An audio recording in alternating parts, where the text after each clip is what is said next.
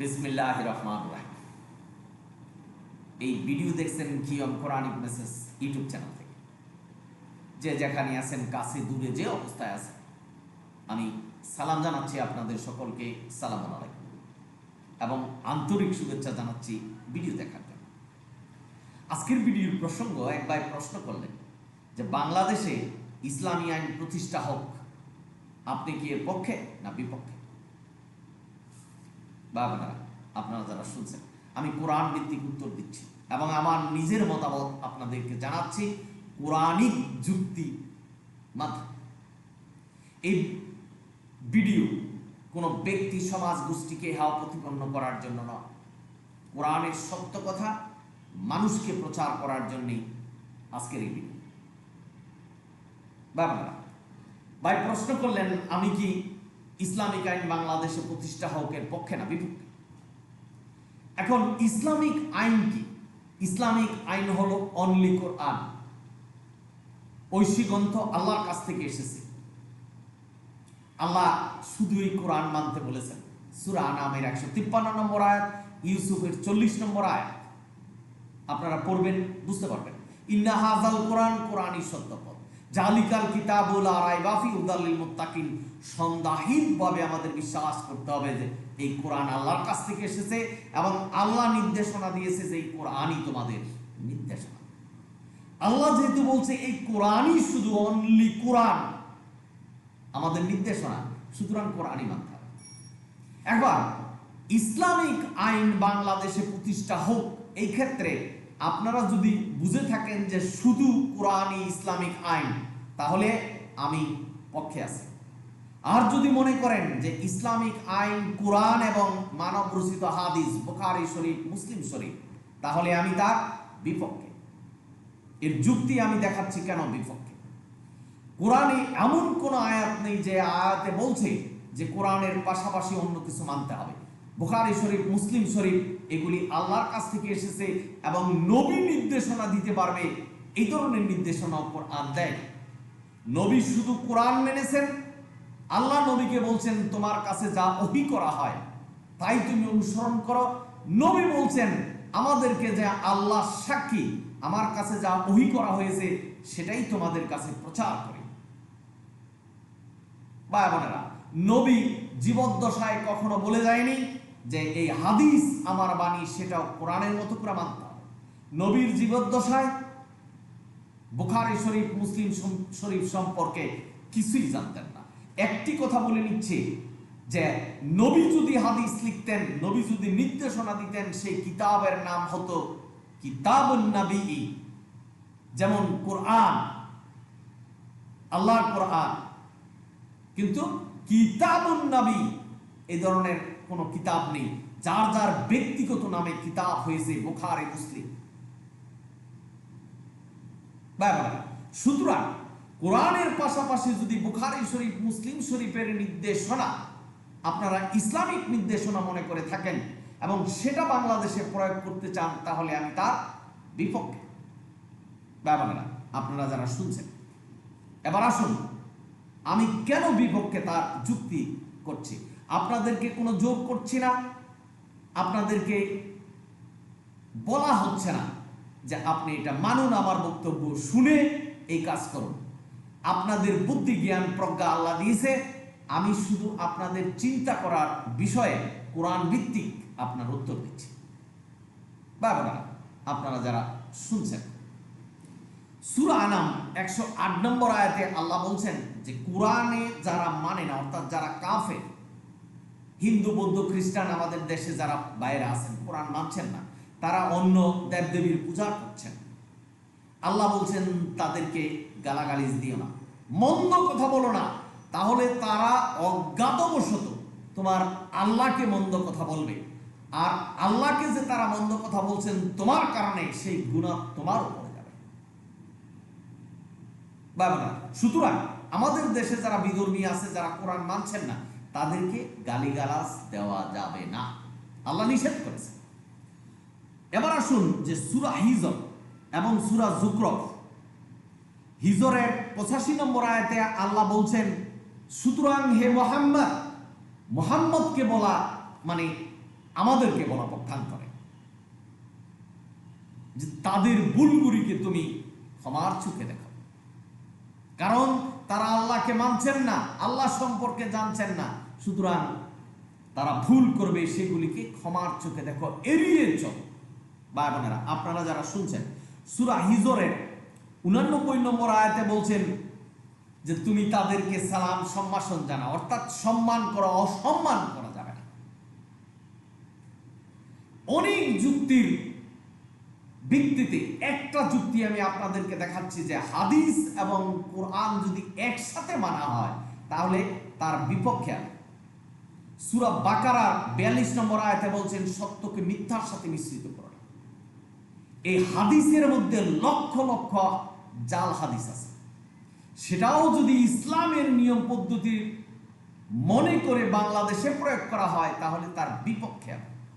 ভাই বোনেরা, আপনারা যারা শুনছেন, সূরা মুমতাহানা 8 নম্বর আয়াতে আল্লাহ বলছেন যে যারা ধর্ম বিশ্বাসের কারণে অমুসলিম, অর্থাৎ কোরআন বিশ্বাস করে না, আল্লাহকে বিশ্বাস করে না, তারা অমুসলিম, তারা যদি আমাদের ঘর বাড়ি ভাঙতে না আসে, আমাদের সাথে যুদ্ধ করতে না আসে, তাদের সাথে সহাবস্থানের জন্য আল্লাহ নির্দেশনা দিয়েছে বা আল্লাহ নিষেধাজ্ঞা নেই। সুতরাং আল্লাহ কোরআনে বলছেন যে বিধর্মীদেরকে সালাম দাও, সম্মান করো, তাদেরকে গালাগালিজ করো।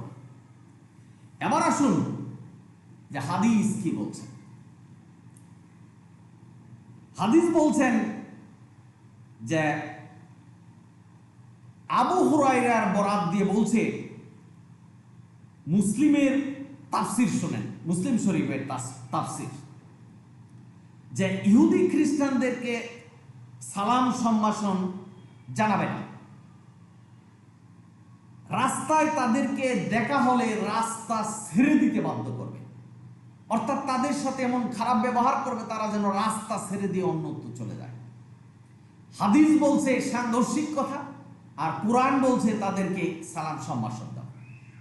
তাহলে এই হাদিসের আইন যদি বাংলাদেশে প্রতিষ্ঠা হয় যে কাফেরদেরকে দেখলে রাস্তা ছেড়ে দেওয়া, অর্থাৎ তাদের সাথে ঝগড়া বিগ্রহ করো, সেটা যদি ইসলামের নিয়ম কানুনের মধ্যে আপনারা চিন্তা গবেষণা করেন, তাহলে আমি ইসলামী আইন প্রতিষ্ঠা বাংলাদেশে হোক আমি বিপক্ষে। আর যদি শুধু কোরআনের আইন প্রতিষ্ঠা হয় তাহলে আমি পক্ষে, কারণ কোরআন সমস্ত মানুষের কল্যাণের জন্য এসেছে। This book is piece for everyone. এই কোরআন, শুধু কোরআনের আইন যদি বাংলাদেশে প্রতিষ্ঠা হয়, আমাদের দেশের যারা অমুসলিম আছে, যারা কোরআনের অবিশ্বাসী, একটা মানুষ ক্ষতিগ্রস্ত হবে না। কোরআন কোনো জঙ্গিবাদ সাপোর্ট করে না। কোরআন বলছে কোনো বিধর্মীকে যদি বিনা কারণে হত্যা করা হয় তাহলে জাহান্নামে যেতে হবে। কোরআন বিধর্মীকে গালাগালিজ করতে নিষেধ করেছে, তাদের উপাসনালয় ভাঙতে নিষেধ করেছে। আমাদের দেশে জঙ্গিবাদী আছে, সারা বিশ্বে আছে। একটা গ্রন্থ থেকে তারা শিক্ষা নিয়ে এই মর্মে উপনীত হয়েছে যে খ্রিস্টান এমনকি মুসলমান যারা আছে, যারা সঠিকভাবে ইসলাম ধর্ম প্রচার করছে না, মানছে না, হাদিস ভিত্তিক কাজ করছে না, তাদেরকে হত্যা করে। আর এই হত্যা করলে কি হবে? জান্নাত পাবে। আমাদের কোমলমতি ছাত্রদেরকে এইভাবে শিক্ষা দিচ্ছে। সেই আইন যদি বাংলাদেশে প্রয়োগ হয়, সেই কিতাবের আইন যদি বাংলাদেশে প্রয়োগ হয়, তাহলে আমি বিপক্ষে আছি। ভাই বোনেরা, হাদিস বলছে দাড়ি রাখা ফরজ। হাজারো উদাহরণের মাধ্যমে, সময়ের অভাবে আমি দুটো উদাহরণ দিচ্ছি। ওয়াজিব, সুন্নত, এটা রাখতে হবে। আজকের মোল্লারা বলছেন দাড়ি না রাখলে জাহান্নামে যেতে হবে। তো এখন এই হাদিসের আইন, কোরআনের পাশাপাশি যদি হাদিসের আইন বাংলাদেশে প্রতিষ্ঠা হয় তাহলে সকলের দাড়ি রাখতে হবে। আল্লাহ বলছেন লাকুম দিনুকুম ওয়ালিয়া দিন, যার যার ধর্ম তার তার। আমার ইসলাম ধর্মের কোন নিয়ম পদ্ধতি কোন অমুসলিমের উপরে আমি জোরপূর্বক প্রয়োগ করতে পারব না। যদি ইসলামের আইন বাংলাদেশে প্রতিষ্ঠা হয় সেটা যদি কোরআন ভিত্তিক হয়, কাফেরদের মর্যাদা থাকবে। কোরআন কাফেরদের মর্যাদা দিয়েছে। আল্লাহ বিচার করবেন, কিন্তু সেটা পরকালে আল্লাহ করবেন।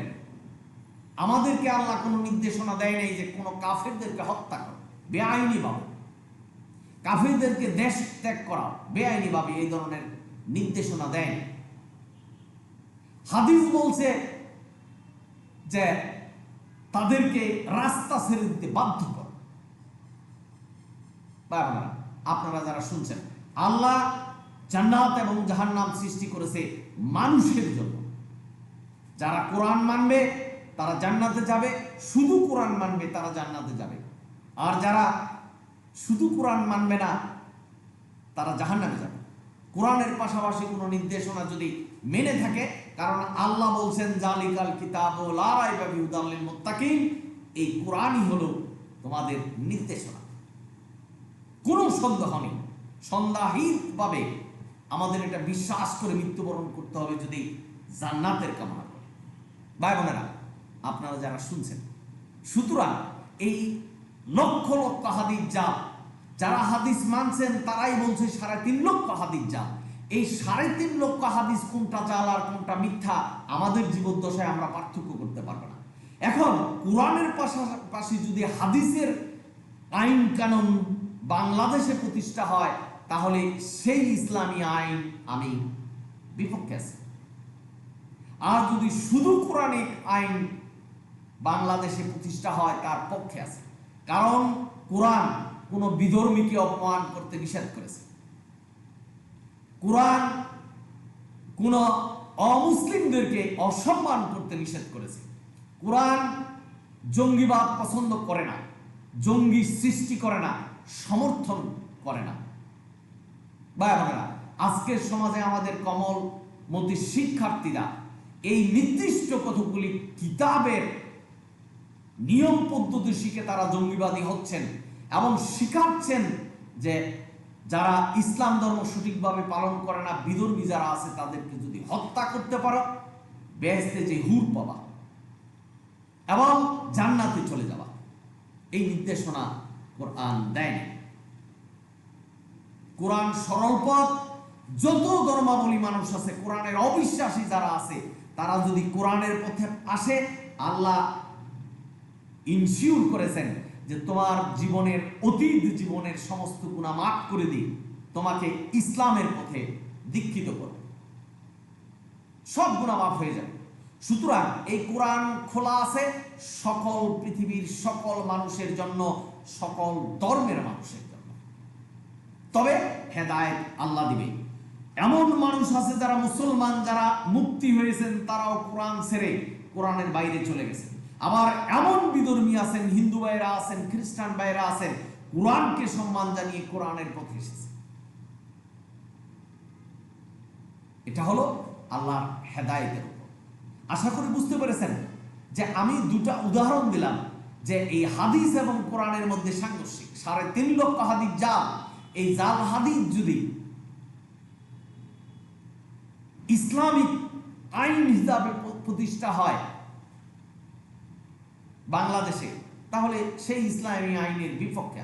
কারণ কোরআনে এমন কোন আয়াত নেই যে আয়াতে বলছে 2.5% যাকাত দিতে হবে এবং ওই টাকাটা 1 বছর ঘুরতে হবে, এই ধরনের নির্দেশনা কোরআন দেয় না। কিন্তু এই কোরআনের পাশাপাশি যদি হাদিসের আইন নিয়ম পদ্ধতি বাংলাদেশে প্রতিষ্ঠা হয়, তাহলে আমরা ভুল পথে চলে যাব। ইন্না হাযাল কোরআন, কোরআনই সত্য পথ, কোরআন আমাদেরকে পথ দেখাবে। সুতরাং কোরআনের নিয়ম পদ্ধতি যদি বাংলাদেশে চালু হয়, আমি তার পক্ষে। এবং কোরআনের পাশাপাশি মানব রচিত কোন হাদিস যদি কোরআনের সাথে সাংঘর্ষিক কোন নিয়ম পদ্ধতি যদি ইসলামিক নিয়ম পদ্ধতি হিসাবে মানা হয় এবং সেটা বাংলাদেশে প্রতিষ্ঠা হয়, তাহলে আমি তার বিপক্ষে। তবে আমি এই ভিডিও আপনাদেরকে চিন্তা গবেষণা করার জন্য বলছি এবং কিভাবে সাংঘর্ষিক হবে কোরআন থেকে আমি আপনাদের বিশ্লেষণ করছি। এই ভিডিও আপনাদেরকে চিন্তা গবেষণার জন্য বলছি। এখন আপনি শুধু কোরআন মানবেন না কোরআনের পাশাপাশি হাদিস মানবেন? এই ইসলামিক নিয়ম পদ্ধতির মধ্যে যদি কোরআনের সাথে হাদিস মিশ্রিত করেন তাহলে কোরআনের আয়াতের অস্বীকারী হবেন। সেটা হলো সূরা বাকারার 42 নম্বর আয়াত। সত্যকে মিথ্যার সাথে মিশ্রিত করা যাবে না। তারাই বলছেন 3.5 লক্ষ হাদিস জাল। সুতরাং এই জাল হাদিস যদি কোরআনের সত্যের মধ্যে আপনি মিশ্রিত করেন তাহলে কোরআনের আয়াতের অস্বীকারী হবেন। এবং আল্লাহ বলছেন এই কোরআনই সত্যপথ এবং এই কোরআন পূর্ণাঙ্গ কিতাব। আল্লাহ যেখানে পূর্ণাঙ্গ বলেছেন, আমাদের অন্য কোথাও যাওয়ার কোনো জায়গায় কোনো কিছু খোঁজার যদি আমরা খুঁজি তাহলে আল্লাহর কথার অপমান করা হবে। সুতরাং আমি কোরআন থেকে বিশ্লেষণ করছি, কোরআনের আইন যদি সারা পৃথিবীতে প্রতিষ্ঠা হয় মানুষ শান্তিতে থাকবে, শান্তি হবে, যুদ্ধ বিগ্রহ হবে না। আর কোরআনের পাশাপাশি যদি মানুষের বানানো কোনো নিয়ম পদ্ধতি চালু হয় তাহলে সেটা আল্লাহর কাছে যেমন শরীক করা হবে, এই পৃথিবীর মধ্যে বিশৃঙ্খলা সৃষ্টি হবে। আল্লাহ কোরআনে বলছেন যে কোরআন থেকে বিভাজিত হয় না। এখন কোরআন ছেড়ে দিয়ে যদি মানব রচিত কোনো হাদিস মানে এবং সেই হাদিস প্রতিষ্ঠা করতে চেষ্টা করেন বাংলাদেশে, তাহলে বিশৃঙ্খলার সৃষ্টি হবে। শুধু বাংলাদেশে নয়, পৃথিবীতে বিশৃঙ্খলার সৃষ্টি হবে। আল্লাহ এই কিতাব আমাদের কাছে পাঠিয়েছেন রহমত, কল্যাণ এবং শান্তি। সেটা শুধু মুসলমানের জন্য নয়, সমগ্র বিশ্বের মানুষের জন্য। যারা এটাকে গ্রহণ করবে সারা শান্তি পাবে, পরকাল এবং আখিরাত, ইহকাল এবং পরকাল। বাবারা, আপনারা যারা শুনছেন, সুতরাং কোরআনের আইন যদি বাংলাদেশে প্রতিষ্ঠা হয় শুধু কোরআনিক আইন, আল্লাহর নির্দেশনা, তাহলে আমি তার পক্ষে। আর কোরআন ছেড়ে দিয়ে যদি হাদিসও আপনি কোরআনের সাথে মিশ্রিত করেন এবং আল্লাহর আয়াত অস্বীকার করে যদি সত্যকে মিথ্যার সাথে মিশ্রিত করেন, তাহলে সেই ইসলামী আইন বাংলাদেশে প্রতিষ্ঠা হোক, আমি তার বিপক্ষে। আল্লাহ বলছেন কোরআন মানতে, সুতরাং কোরআনী আইন বাংলাদেশে প্রতিষ্ঠা হোক, আমি তার পক্ষে। কোরআনী আইন প্রতিষ্ঠা হলে কোনো মানুষ, যারা মানছেন আল্লাহকে এবং যারা মানছেন না, সবাই এই পৃথিবীতে, এই বাংলাদেশে শান্তিতে থাকতে পারে। তবে আমি অনুরোধ করছি যে আমাদের দেশে বিভিন্ন ধর্মাবলী মানুষ আছে, দয়া করে তাদের উপর আঘাত করবেন না, তাদের ধর্ম উপাসনালয় ভাঙবেন না। আল্লাহ এখানে সম্পূর্ণভাবে নিষেধ করেছে। যদি তাই করেন, সওয়াবের কারণে করেন, যে আমার তাদের ধর্মাবলী মানে তাদের ধর্ম উপাসনালয় যেগুলো আছে এগুলো ভেঙে ফেলবে, আল্লাহ আমাদের সওয়াব দিবে, সেক্ষেত্রে আপনি পথভ্রষ্ট হবেন। আপনাদের মনে প্রশ্ন জাগতে পারে, সালামুন আলা মুহাম্মদ, কাবা শরীফের ভিতরে 360টা মূর্তি ছিলেন, সেটা ভেঙে ফেলছেন নবী। সেটার সাথে সেটা তুলনা নয়। কারণ আজকের সমাজেও যদি মসজিদের ভিতরে কোনো হিন্দু ভাই বা খ্রিস্টান ভাই তাদের মূর্তি রাখে, সেটা আপনি ভেঙে ফেলতে পারবেন, কারণ ওইটা ভায়োলেশন। নবীও তাই করেছেন যে কাবা শরীফ এটা মুসলমানের ঘর, সেখানে যদি মূর্তি থাকে সেটাকে ভেঙে ফেলতে পারবেন। আজ পর্যন্ত কোনো খ্রিস্টান, বৌদ্ধ, হিন্দু ভাইয়েরা কোনো মসজিদে তাদের মূর্তি স্থাপন করেনি, অদূর ভবিষ্যতেও করবে না। এই চিন্তা, গবেষণা, এই আশা নিয়ে আমরা আছি। সুতরাং ভাই বোনেরা, কোরআনিক আইন যদি প্রতিষ্ঠা হয়, শুধু মুসলমান নয়, বিধর্মীরা সকলেই এই কোরআনের রহমত পেতে থাকবে। হ্যাঁ, বিচার আল্লাহ করবেন। তারা যদি সঠিকভাবে পুঙ্খানুভাবে কোরআন অনুসরণ না করেন, সেটা বিধর্মী হোক আর মুসলমান হোক, তাদের বিচার করবে আল্লাহ। আল্লাহ বিচার করবেন, আমাদেরকে বিচার করার কোনো অধিকার দেয়।